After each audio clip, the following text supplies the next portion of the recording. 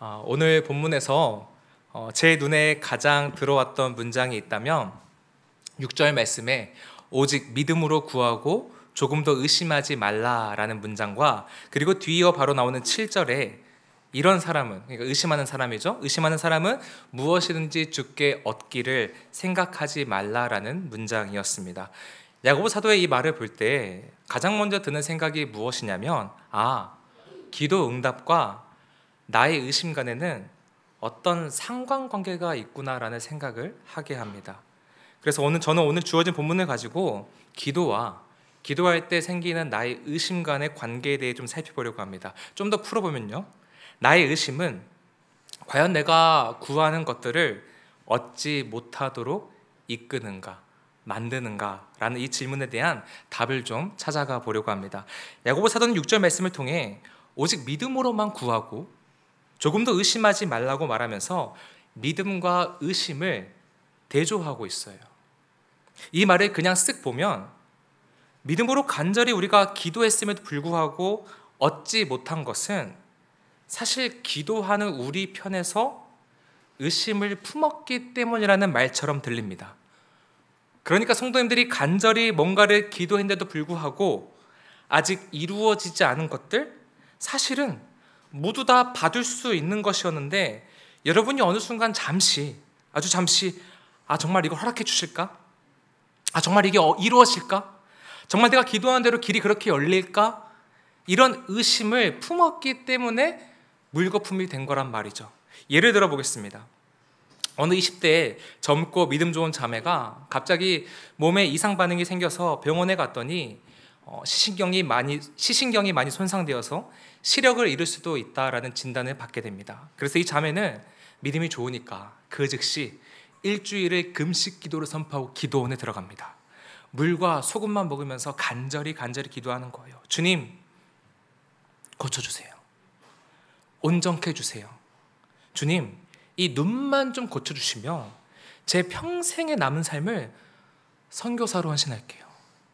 월요일, 화요일, 수요일, 토요일 정말 간절히 기도했습니다. 이 자매는 기대했어요. 기도하는 중에 조금이라도 시력이 돌아오길 말이죠.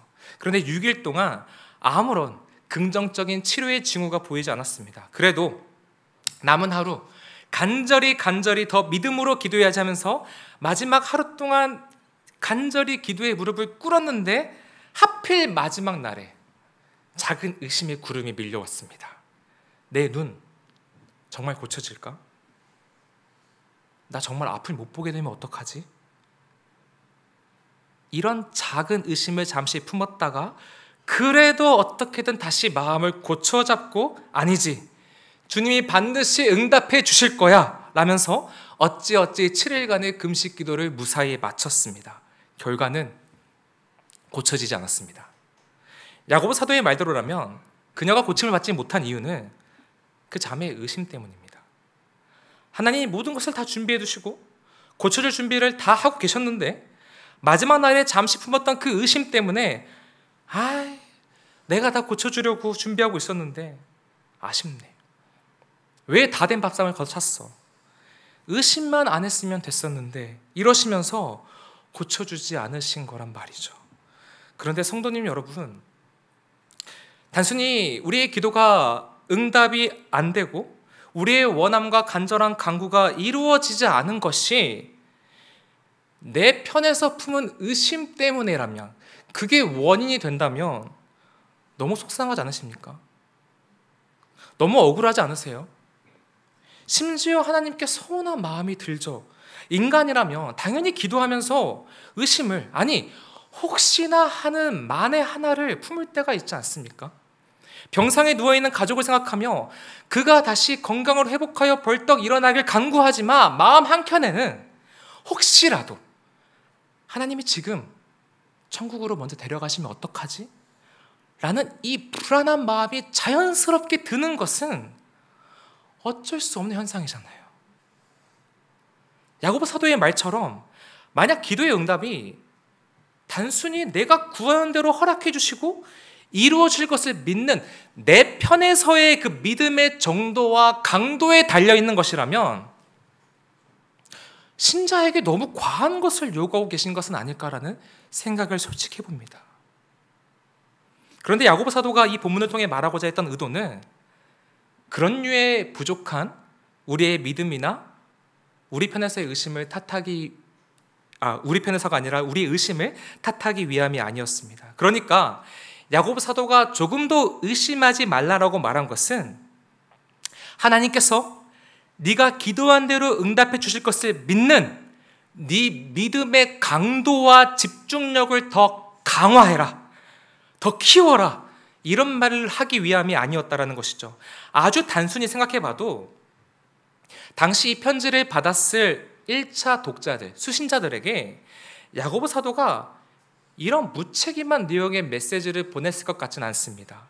지금 야고보의 편지를 받은 수신자들은 유대인들 중에서도 예수님을 믿는 믿음 때문에 핍박을 받고 있는 그리스도인들, 그리고 그 핍박을 피해서 각지에 흩어져 숨어 살고 있는 유대 그리스도인들입니다.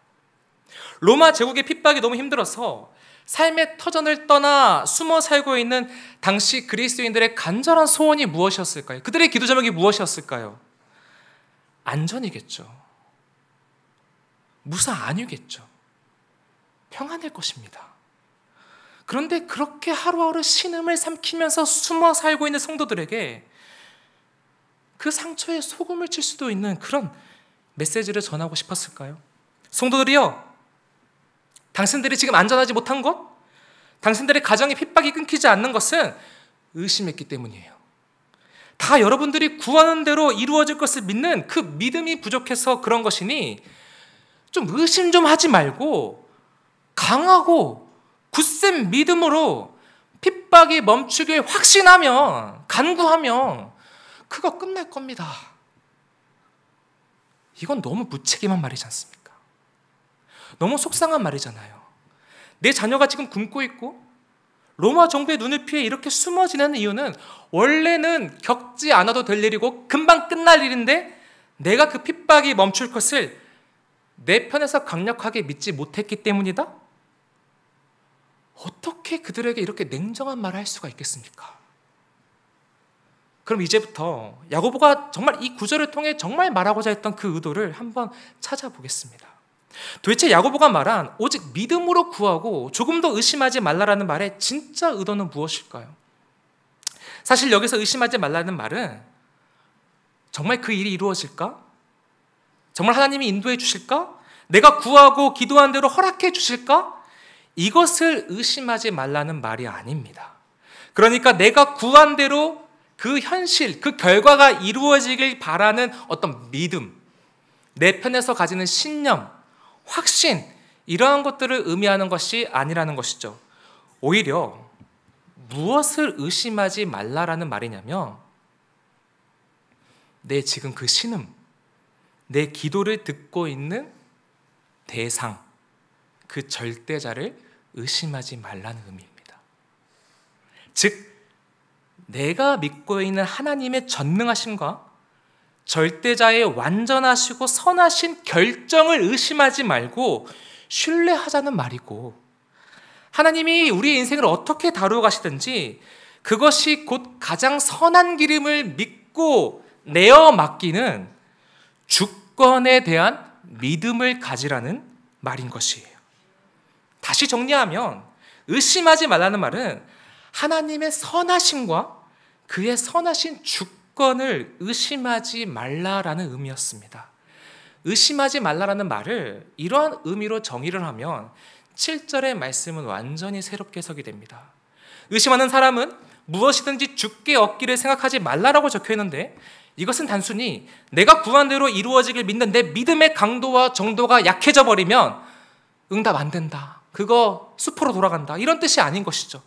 오히려 여기서 말하는 주께 얻음, 즉 기도 응답이란 내 뜻과 원함이 아닌 하나님의 뜻과 원하심에 내 마음이 활짝 열려져 있어서 기도 이후에 어떠한 결과를 맞이하든지 그 결과들 속에 담겨있는 하나님의 선하신 뜻을 붙들 수가 있고 아버지의 또 다른 원하심과 그의 깊은 지혜 속에서 허락된 가장 좋은 결과, 가장 좋은 응답으로 여길 수 있음을 뜻하는 것입니다.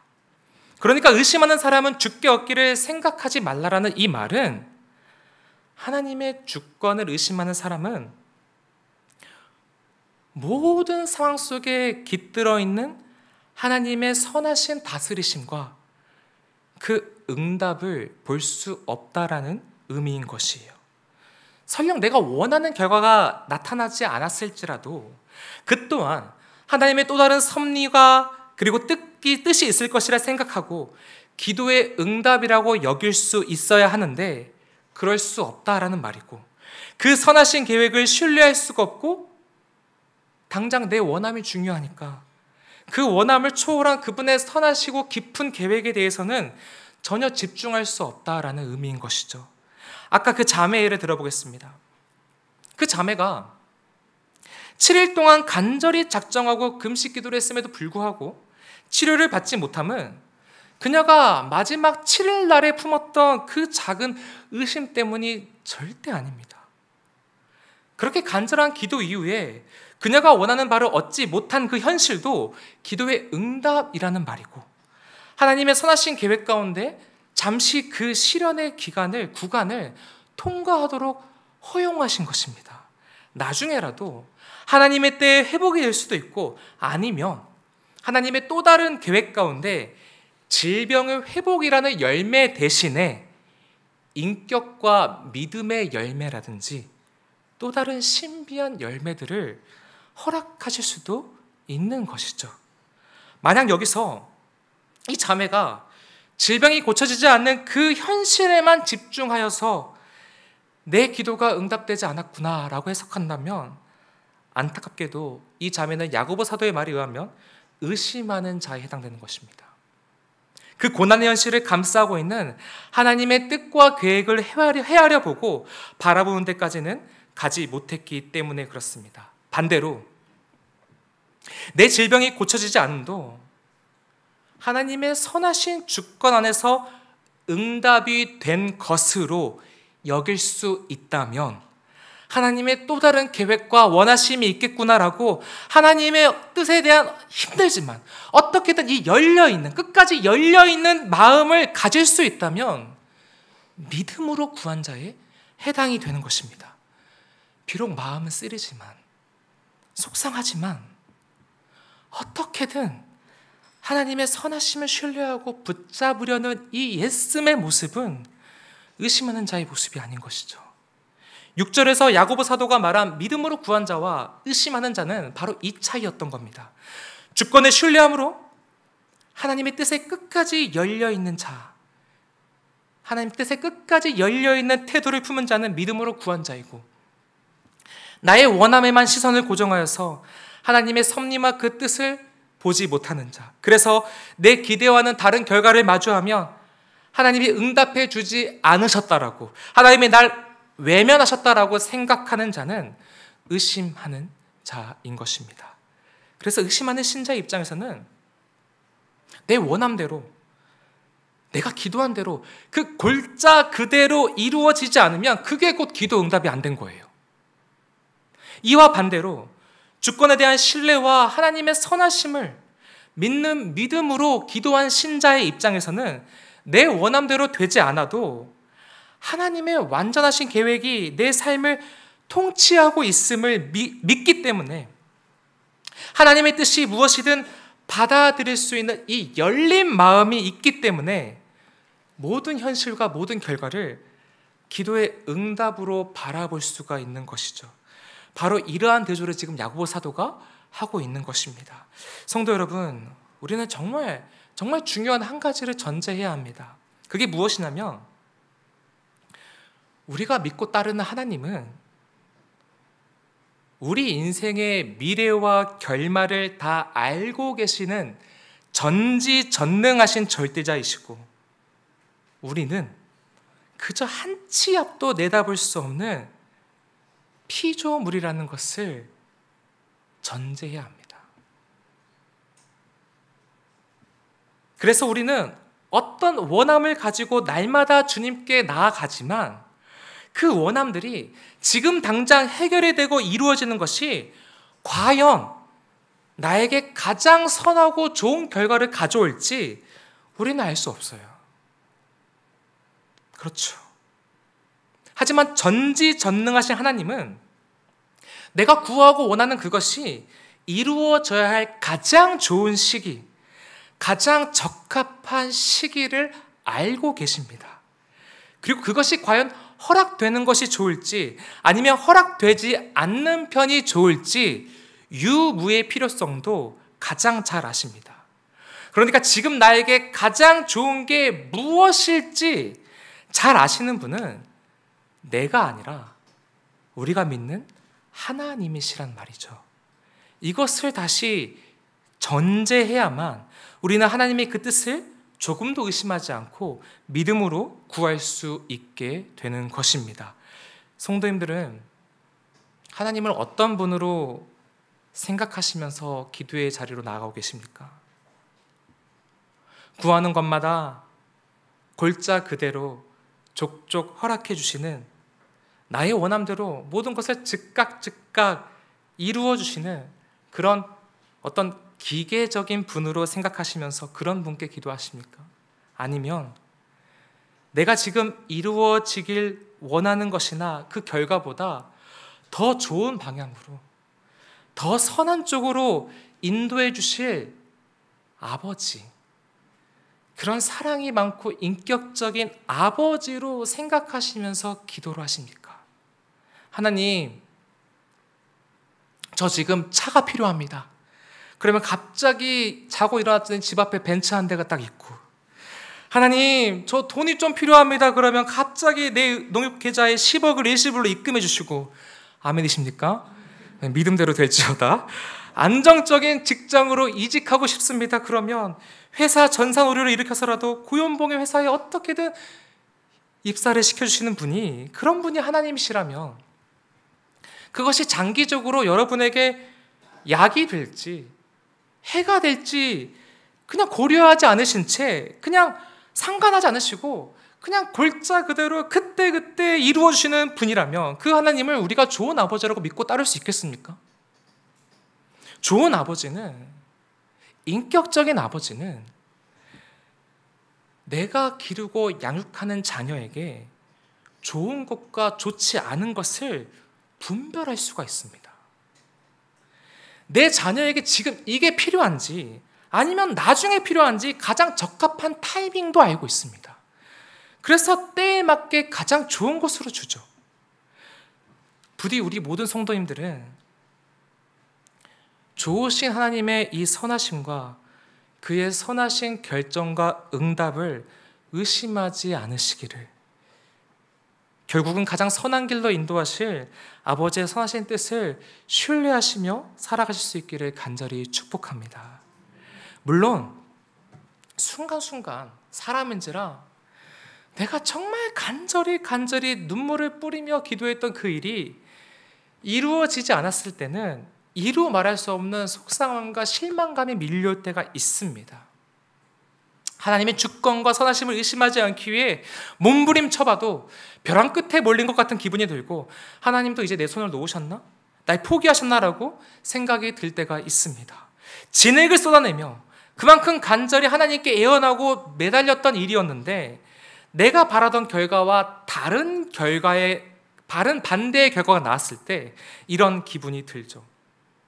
이런 때는 그 아무리 대단한 믿음을 가지고 하나님의 선하심을 굳게 신뢰한다 하더라도 휘청휘청거립니다.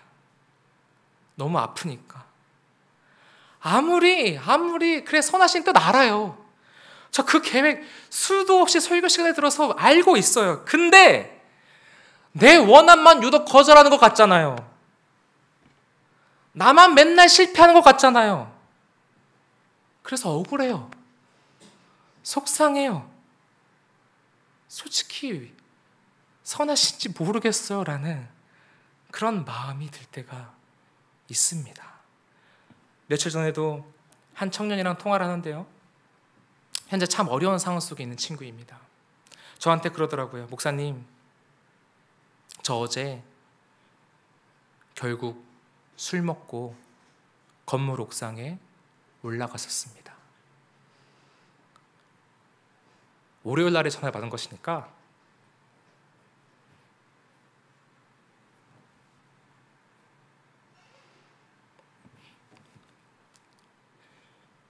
주일에 있었던 일이죠. 그러니까 제가 월요일에 통화를 받았으니까 청년부 예배에 나왔던 친구예요. 몇 시간 후에 있었던 일입니다. 그런데 계속 그렇게 대화를 들어주고 위로해 주다가 제가 그랬습니다. 야, 그래도 살자. 지금의 이 구간을 좀 견뎌보자. 어떻게든 살자. 선한 일을 보게 될 거야. 근데 이 마지막 말을 제가 했으면 안 되는데 이 마지막 말이 이 친구의 목구멍을 못 넘기게 했던 것 같아요. 저한테 이렇게 말해요. 목사님, 그대로 제가 워딩 그대로 말해드릴게요. 목사님, 저 이제 그런 거 안 믿기로 했어요. 너무나 자조적으로 그렇게 말하는데 제 가슴이 다 무너지더라고요. 다행히 살아있습니다. 아까도 통화했습니다. 여기 계신 성도님 중에도 하나님의 선하심에 대해 안 믿기로 마음을 닫아버리신 분들이 계실지도 모르겠습니다. 저 이제 그런 거 안 믿기로 했어요. 바로 그때 그 순간에 야고보는 우리에게 특별히 이것을 좀 구해보라고 말합니다. 5절 말씀을 함께 읽어보겠습니다. 5절 말씀 시작. 너희 중에 누구든지 지혜가 부족하거든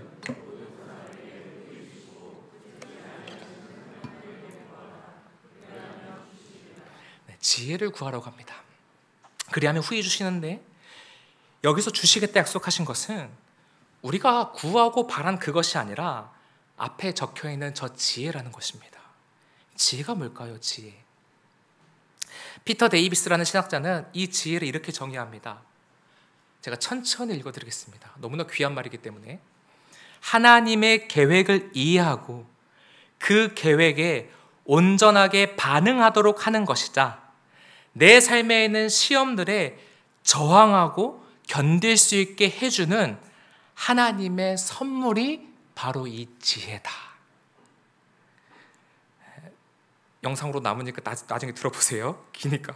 좀 더 풀어보면 그 불안한 상황 속에서도 간절했던 내 기도가 이루어지지 않은 현실 가운데서도 하나님의 함께 하심과 그의 완전하신 계획을 의심하지 않고 믿을 수 있도록 하는 힘, 이게 바로 지혜라는 것입니다. 하나님에 대한 의심이 밀려올 때 하나님이 지금 내 손을 잡고 계시긴 한 걸까? 라는 이 마음이 들 때 다른 거 구하지 말고 지혜를 구하랍니다. 그럼 어떤 일이 생긴다고 말합니까? 5절 하반절에 보니까 너 왜 그렇게 믿음 없냐고, 너 왜 그렇게 의심하냐고 꾸짖지 않으시고 오히려 후히 주시겠다고 약속하십니다. 다른 말로 그 선물, 그 지혜를 신자의 마음속에 후하게 부어주심으로써 우리의 그 흔들리고 연약한 마음을 직접 꼭 붙잡아 주시겠다는 약속인 것입니다. 사랑하는 성도 여러분, 그래서 기도가 필요한 것입니다. 특히 힘들 때일수록 더 납작 엎드려 이 지혜를 구하십시오. 하나님의 주권과 선하심을 절대로 의심하지 않기 위해서, 끝까지 나와 함께 하시는 하나님을 의심하지 않기 위해서 이 지혜를 구하실 수 있기를 간절히 축복합니다. 그렇게 하나님 앞에서 기도로 씨름하다 보면 마음에 일어나고 있는 그 동요가 잠재워질 것입니다. 하나님이 내 손을 잡고 계심을 다시 한번 느껴지게 될 것입니다.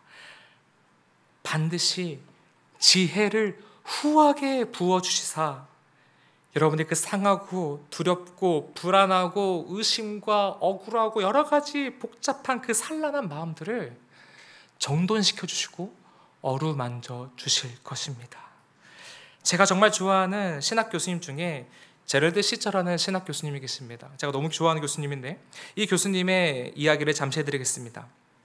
오래전 시처 교수님은 가족여행에서 돌아오는 길에 만취한 운전사가 음주운전이죠. 중앙선을 넘어 들이닥치는 바람에 차 안에 있던 자신의 어머니와 자신의 와이프 그리고 4명의 자녀가 있었는데 그 4명의 자녀 중에 4살밖에 안 된 딸을 먼저 천국에 보내게 됩니다. 시처 교수는 그 사고에서 살아남은 이제 새 아이가 남은 거잖아요. 어떻게든 살아남은 그 새 아이를 치료하고 회복시켜서 온전하게 살아가도록 돕는 일에 힘썼지만 자신은 한순간에 그 세 사람을 잃어버린 그 충격 때문에 정신적 고통을 당하게 됩니다. 심각한 우울증에 빠져서 오랫동안 허우적대기도 했습니다. 그는 신학 교수였지만 그동안 그가 연구하며 습득했던 성경 지식들과 신학 지식들은 그 사건을 소화하는데 아무런 도움이 되지 않았다라고 솔직하게 인정합니다. 저는 그래서 이 교수님을 좋아합니다. 내가 그토록 믿고 의지하고 사랑했던 하나님은 도대체 그 비극의 사고 현장에서 뭐 하고 계셨을까? 어디 계셨을까? 이 질문이 그를 무신론의 경계선까지 밀고 가기도 했다고 합니다. 그러나 그는 하나님을 의심하는 그 무신론의 경계선에서 돌아서서 다시 그가 믿던 하나님께로 돌아옵니다. 그렇게 하나님을 다시 붙들기로 했지만 하나님에 대한 그의 마음은 여전히 차가운 얼음장이었습니다. 예전에 전적으로 믿던 그 신앙으로는 돌아가지 못했다라고 합니다. 그렇게 슬픔으로 지새우던 어느 날 밤 침대에 누워서 이 생각 저 생각을 하다가 신비한 경험을 하게 됩니다. 하나님의 은혜 가운데 하게 된 경험 같은데 환상을 본 것인지 꿈을 꾼 것인지 정확히는 그도 모르지만 그는 과거에 그 끔찍한 교통사고가 일어났던 장소에 살아남은 새 아이와 함께 그 공간에 서 있었다고 합니다. 그리고 그곳에서 몇 년 전 그날의 그 엄청난 비극적인 죽음을 다시 생생하게 보게 됐다고 합니다. 그렇게 참혹한 사고 현장을 처음부터 끝까지 지켜보는 상황 가운데 어떤 신비한 광경을 사고 현장에 있었을 때는 못 느꼈던 어떤 신비한 광경을 비로소 목격했는데 그 광경을 그는 이렇게 고백합니다. 갑자기 아름다운 빛이 사고 현장을 감쌌다. 그 빛은 주위를 밝게 비추었다. 그 빛 때문에 우리는 모든 게 부서진 사고 현장의 아주 세세한 부분들까지 볼 수 있었다. 그 빛 때문에 우리는 그곳에 계시는 하나님을 보았다. 나는 그 순간 하나님께서 그때 사고가 일어난 그곳에도 계셨다는 것을 보게 되었다. 하나님께서는 우리가 사랑하는 사람들을 천국으로 맞아들이기 위해 그곳에 분명히 계셨다. 하나님께서는 또 우리를 위로하시려 거기에 함께 계셨다. 그분은 사고에서 살아남은 우리를 새로운 삶의 길로 보내시려고 그곳에 분명 함께 계셨다. 시처 교수는 이 순간을 신학적으로는 설명할 수 없지만 그 특별한 그 신비한 경험으로 하나님의 함께하심이 느껴졌고 믿어졌다고 고백합니다.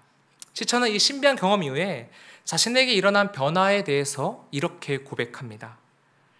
이런 신비한 체험을 하고 나서도 나는 솔직히 왜 사고가 일어나야만 했는가 하는 물음에 대한 명확한 답을 얻지는 못했다. 또 그 사고가 내 인생에 어떤 유익을 가져왔는지도 모르겠다.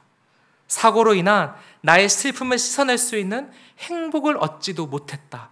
그러나 나는 하나님의 함께 하심 속에서 평안을 얻었다. 그날 이후로 나는 하나님의 주권이 저주처럼 느껴졌는데 이제는 그 주권이 저주가 아니라 축복이라는 사실을 믿기 시작했다. 성도 여러분, 시처 교수가 그 고통 속에서 하나님의 선하심과 완전하신 계획을 의심하지 않기 위해 얼마나 많은 묵상과 기도로 몸부림을 쳤겠습니까? 그 지난한 몸부림 끝에 비로소 그의 입에서 터져나온 시처 교수의 마지막 말이 우리 성도님들에게도 깊은 울림이 됐으면 좋겠습니다. 나는 하나님의 주권이 저주가 아니라 축복이라는 사실을 믿기 시작했다.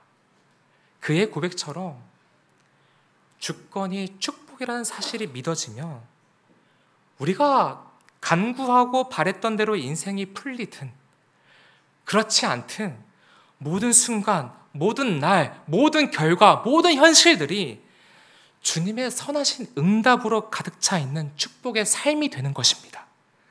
모든 순간이 하나님의 선하신 뜻이 되는 것입니다. 부디 끝까지 이 사실을 의심하지 않고 하나님의 그 완전하신 주권에 항상 열려 있는 마음을 보이실 수 있기를 간절히 소망합니다. 이제 서론에서 던졌던 질문, 내 의심은 과연 내가 구하는 것을 얻지 못하도록 만드는가에 대한 답을 내리고 말씀을 마치겠습니다. 의심을 어떤 관점에서 보느냐에 따라 답이 완전히 달라지겠죠. 오늘 본문에서 의심하지 말라는 이 말은 내가 원하는 바대로 될 것을 믿는 나의 어떤 신념, 집중력, 주여 믿습니다, 이것을 끝까지 유지하라는 뜻이 아니라 내가 믿는 하나님의 그 선하심을, 그의 선하신 주권을 의심하지 말고 붙들어 보자라는 의미였습니다. 성도님 여러분, 너무나 진부한 말이지만 이것이 팩트이기 때문에 말씀드리겠습니다. 우리 하나님은 선하십니다. 하나님은 언제나 선하십니다. 하나님은 당신의 선하심을 어떻게든 증명해 내실 것입니다. 내가 믿는 하나님의 결정이 선하시다는 것을 신뢰할 수 있다면, 하나님이 어떻게 내 인생을 다루어 가시든지 그 주권이 곧 축복임을 믿을 수 있다면 우리 모두는 믿음으로 구하고 있는 자들이며 구하는 모든 것들을 선하게 응답받고 있는 복된 자들입니다. 함께 말씀 기억하시면서 찬양하길 원합니다.